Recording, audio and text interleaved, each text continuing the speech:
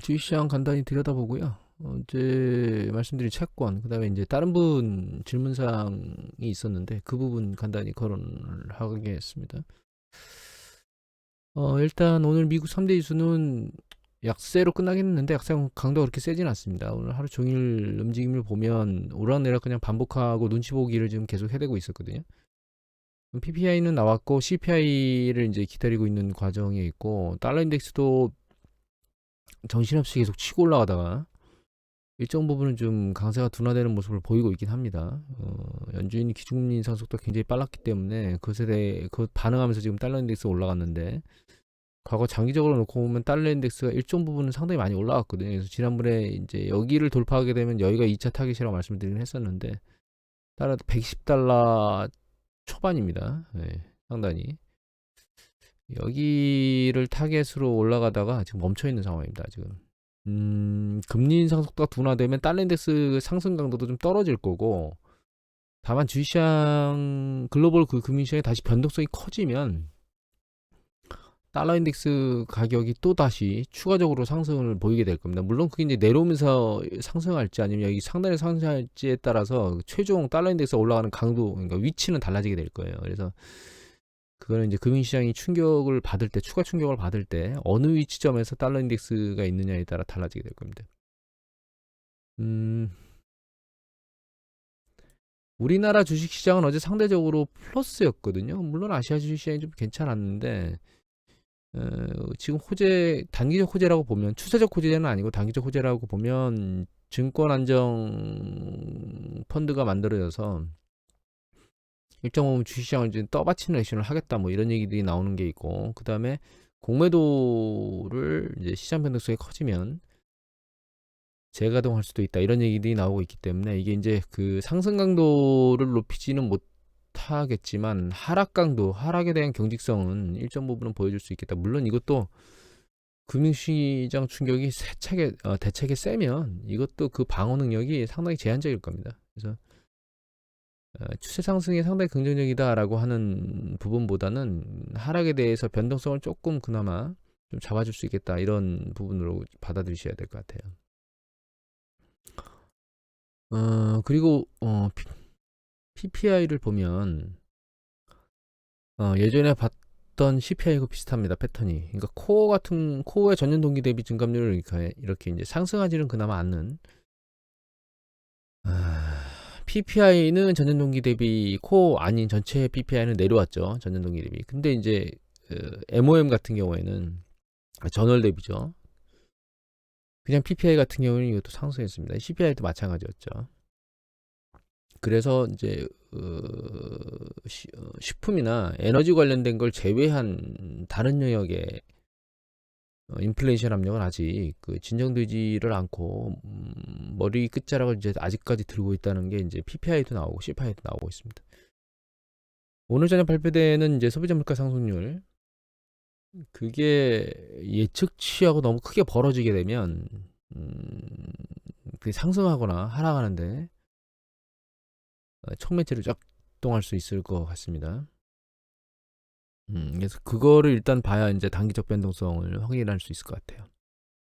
오늘 경제지표 뉴스 보도 그냥 보면 로이터 통신 그냥 그 주식시장 얘기를 한 건데, FOMC 회의 9월 회의에서 나온 FOMC 의사록이 나왔거든요. 근데 거기는 뭐 명확하게 뭐 이런 얘기들이 나왔습니다. 연준 관리들이 인플레이션을 억제하기 하려고 코스를 유지하려는 연준의 약속에 대한 한 목소리, 이렇게 이해하시면 돼요. 여기 인플레이션 누르려고 전부 다 강력하게 금리 인상을 해야 되고 일정 부분은 높은 수준의 금리를 유지해야 된다, 이걸 계속 하고 있다는 뜻입니다. 그래서 금리 누그러지는 속도가 줄어들 것이다라고 하는 아직 명확한 시그널은 안 보이고 있다, 이렇게 이해를 하시면 될 것 같고, 그게 이제 CPI 발표에 나오는 것에 따라서 결정이 될 거기 때문에 오늘 저녁 때 나오는 CPI가 시장에 대한 분위기를 정확히 반영하게 되는 그런 가장 중요한 경제 지표다, 이렇게 이해를 해야 될 것 같습니다.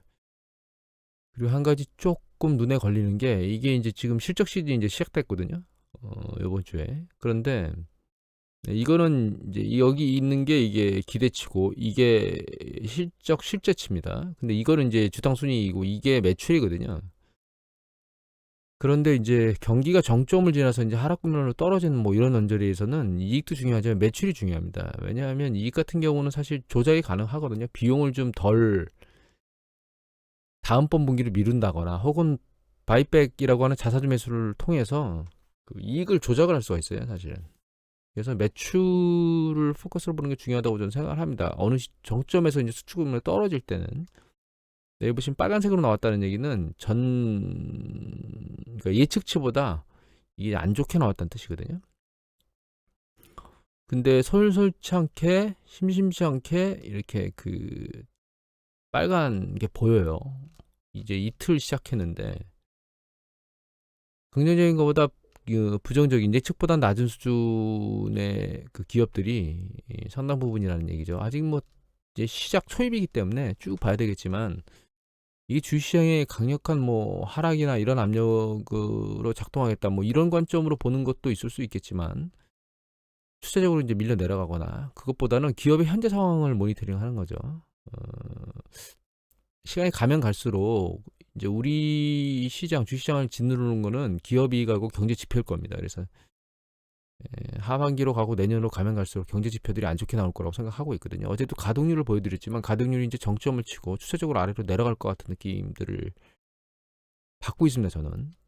그래서 뭐 3분기 미국의 GDP 성장률은 실질 성장률 플러스로 나오겠지만 그거는 별로 중요하지 않고요. 앞으로 나올 지표들이 안 좋게 나올 것이다 이렇게 생각을 하고 있습니다. 사실은. 그래서 이제 이거 기업 이익 모니터링은 좀 계속 해봐야 될 대상이고요. 어제 그런 질문을 받았습니다. 그 PBR이 0.8대에 와 있기 때문에 이거 KLX 데이터인데요. PBR이 코스피가 0.8대 8호죠. 어제 날짜 기준으로 10월 12일 상당히 낮은 수준에 와 있으니까 이제 좀 다 내려올 때까지 내려온 거 아니냐 이렇게 보는 사람도 있는데 의견이 어떠냐 저한테 이런 질문을 했거든요. 근데 이걸 한번 볼까요? 이거는 이제 그 통계청에서 뽑아낸 겁니다. 이거는 월 단위예요. 좀 전에 봤던 건 1이고 이제 열 단위로 보면 8월 달에 0.98, 그다음에 6월 달에 0.92까지 PBR 배수가 내려갔었습니다. 여기죠. PBR 배수를 놓고 보면 코로나 팬데믹 때, 그다음에 글로벌 금융위기 때 수준 정도까지 글로벌 금융위기 수준 정도까지 지금 내려온 거예요. 코로나 때까지는 내려오지 않았고. 하지만 이건 PBR 베이스로 보는 거고 다른 베이스로 보면 이거는 퍼 배수거든요. 이것도 월 단위로 나오기 때문에 8월까지밖에 안 나왔는데 이 퍼 배수를 놓고 보면 이 지금 현재 있는 레벨 수준이 그렇게 낮은 수준이 아니에요. 글로벌 금융위기 때는 뭐 800대까지도 내려갔고 코로나 때 9.74배 정도 내려갔죠. 여기 보면 이제 일간으로 놓고 보면 좀 전에 퍼 배수가 있었는데 여기 9.47이죠. 그래서 얘도 일정 부분 내려오긴 했지만 결과적으로는 글로벌 금융위기 저점까지 내려오진 아직 않은 수준이고요. 또 한 가지는 다른 방법으로 보는 방법이 시가총액 대비 GDP가 있거든요. 이거는 그룹포커스라고 하는 곳에서 나오는 건데 이게 시가총액 대비 GDP입니다. 이거 전체로 놓고 보면 이렇게 나오거든요. 지금 현재 수준인데 두 개인데 하나는 이제 그 중앙은행의 자산 규모, 그러니까 자산이라는 얘기는 중앙은행에서 자금을 푼 것을 의미한다고 생각하시면 됩니다. 유동성 시장에 풀려 있는 그 수준까지 감안한 거고 파란색이 연두색은 그걸 감안하지 않은 거거든요. 근데 이제 두 개 다 놓고 보면 아직 코로나 때보다도 그 다음에 글로벌 금융위기 때보다도 IT 버블 때보다도 높은 수준이에요. 그러니까 이게 각각의 차이를 놓고 보면 최하까지는 내려와 있지 않은 상황이다라고 하는 걸 이해하셔야 되고 또 한 가지 중요한 거는 이 가치 배수는 주식의 저점을 측정할 수는 없습니다. 이거 가지고는. 왜냐하면 가치 배수라고 하는 자체가 그 투자자들이 이 정도면 적당하다고 용인하는 건데 그거는 뭐 예를 들면 확장 국면에 있을 때 경기 확장 국면에 있을 때는 그게 일정 수준 저점에 도달했네라고 인지할 수는 있지만 이게 경기 수축 국면에서는 이게 저점에 도달했네라고 예측하기가 불가능해요. 왜냐하면 추가적 경기 수축이 발생하는 경우에 투자자들은 그거하고 상관없이 가치 배수하고 상관없이 시장에서 매도를 치기 때문에 결과적으로는 이 가치 배수의 바닥은 경기 사이클 저점 바닥을 칠 때 같이 만들어지거든요. 그런데 내년에도 경기 수축 지금보다는 이제 더 안 좋은 경제 상황이 될 것이다라고 하는 예측 보도들이 많기 때문에 아직 이 단순 가치 배수를 보고 이게 저점 온 거 아니야라고 이해하는 것은 올바른 판단은 아닙니다. 그래서 이제 간단히 정리를 하면 가치 배수라고 하는 것은 이제 그 참고치는 되지만 주식시장의 저점을 예측하는 시그널로는 사용할 수가 없습니다. 그래서 가치 배수 얘기는 제가 한동안 안 하고 있죠. 그거는 이제 이게 주가의 저점을 예측할 수는 없기 때문에 그래요. 정도, 이게 어느 정도 싸졌다, 어느 정도 비싸졌다는 예측할 수 있지만. 그리고 이제 미국의 시장 가치 배수를 보면,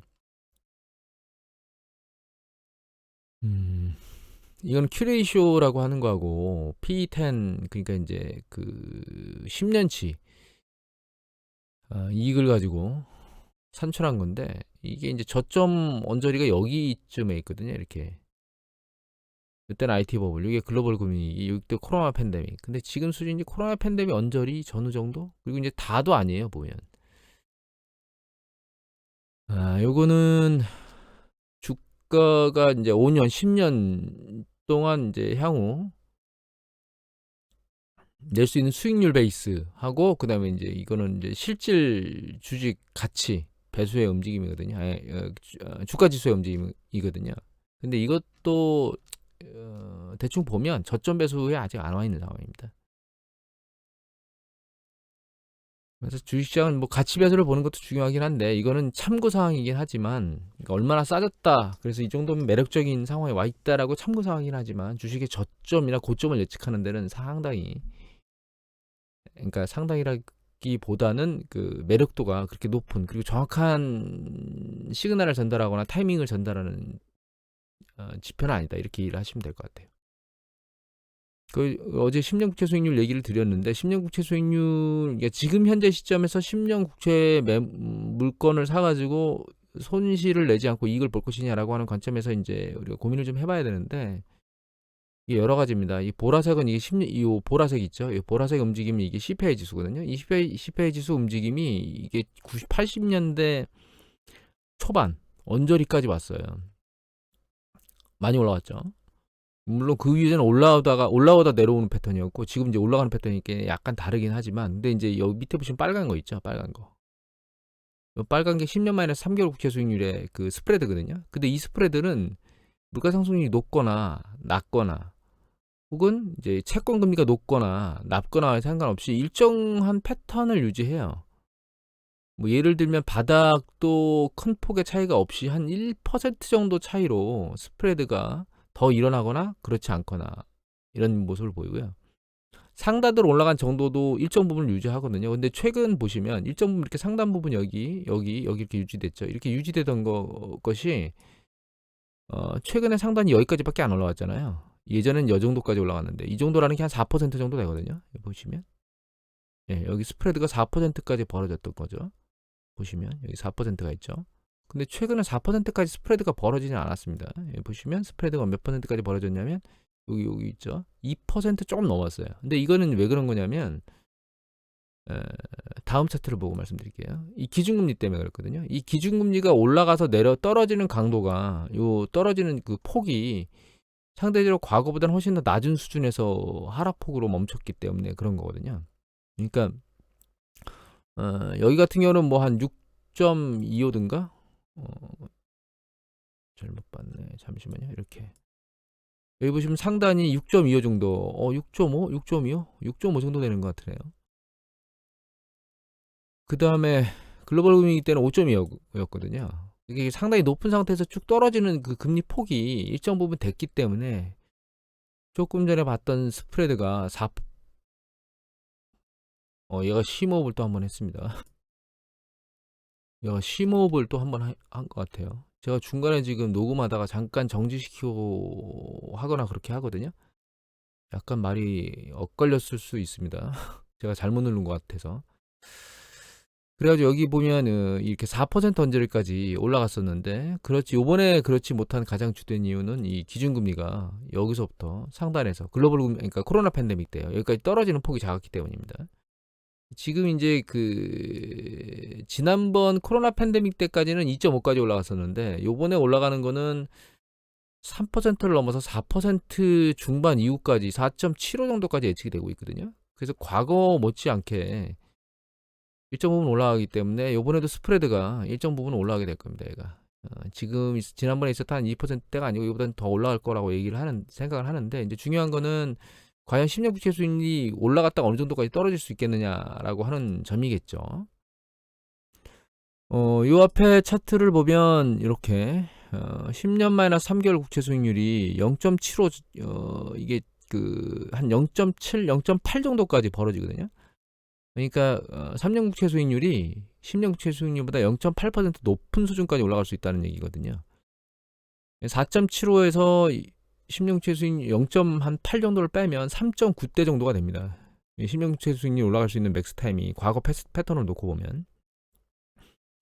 그리고 그게 떨어지는 거는 얼마 정도까지 떨어지겠느냐, 그거는 이걸 보고 우리가 짐작할 수 있는데, 여기 잘 보시면 이 파란색 기준금리거든요. 이 연두색 10년 국채 수익률이고, 잘 보시면 기준금리가 경기수축금리 세차게 내려오고, 이 내려오는 게 멈추는 시점에 이 언저리에 10년 국채 수익률이 내려오는 게 멈추는 패턴을 보이는 걸 아실 거예요. 여기도 마찬가지입니다. 내려오다가 한번 반등하긴 했지만 추세금리가 더 내려가면서 다시 한번 추세적으로 내려오죠. 여기 같은 경우로 보면 10년 국채 수익률이 내려오다가 여기 내려오다가 여기 기준금리가 바닥을 완전히 저점을 치는 요 시기에 10년 국채 수익률이 바닥을 땅 찍죠.